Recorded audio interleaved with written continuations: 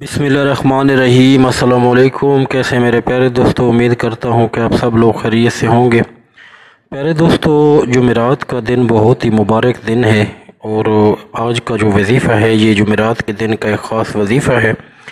जुमेरात का दिन एक ख़ास फजीलत वाला दिन है। इस दिन का सवाब 2 गुना ज़्यादा कर दिया जाता है और नेकियों का सवाब भी बढ़ा दिया जाता है।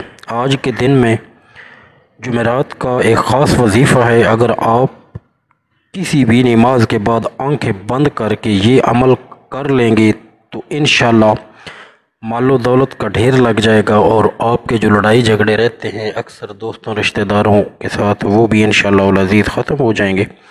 लेकिन इसके लिए आपको अल्लाह की चंद बातें माननी होंगी, जैसा कि नमाज की पाबंदी भी बहुत ज़रूरी है और नमाज में खुशू व ख़ुज़ू का होना भी बहुत ज़रूरी है। हज़रत सैयदना इमाम अबू अहमद रहमतुल्लाह अलैह बड़े खुशू व ख़ुज़ू के साथ नमाज पढ़ने वालों के लिए कामयाबी पाने और जन्नतुल फिरदौस में जगह से मुतल्लिक़ आयात कुरानी बयान करने के बाद हयाउल उलूम जिल्द नंबर 1 सफ़ा नंबर 528 पर फरमाते हैं कि मेरे ख़्याल में गाफिल दिल के साथ मैं ज़बान को जल्दी जल्दी चलाना उस दर्जे तक नहीं पहुँचा सकता।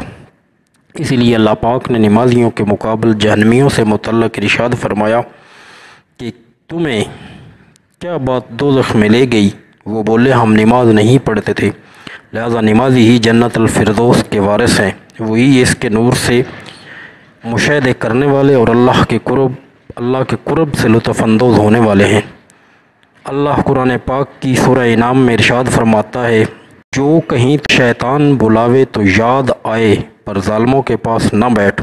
तो इस कदर सख्त वईद सुनाई गई है उन लोगों के लिए जो नमाज नहीं पढ़ते हैं। जुमेरात के बारे में यही कहा गया है कि जो उस दिन दुआ मांगता है उसकी वो दुआ कबूल होती है। अब दुआ तो सिर्फ नेकियों की होनी चाहिए। अगर आप बहुत ज़्यादा परेशान, लड़ाई झगड़ा रहता है, मालो दौलत की बहुत ज़्यादा कमी रहती है, तो आप ये अमल फौरी करें। इंशाअल्लाह अल्लाह ताला आपको अपने ख़जानों से अता फ़रमाएगा।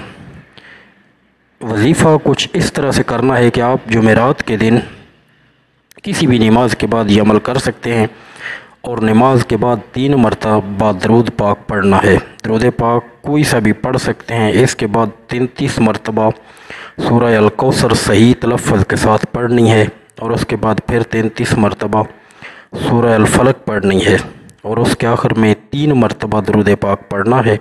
जब ये पढ़ लें तो अल्लाह ताला से दुआ के लिए हाथ उठा लेना है।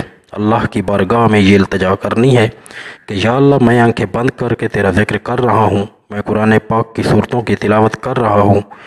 या बारी ताला मुझे इन दोनों सूरतों के सदक़े मालो दौलत अता फ़रमा दे, मुझे गरीब को बेशुमार अता फ़रमा दे। आपने अपने लिए भी दुआ करनी है और अपने अज़ीज़ व अक़ारिब के लिए भी दुआ करनी है।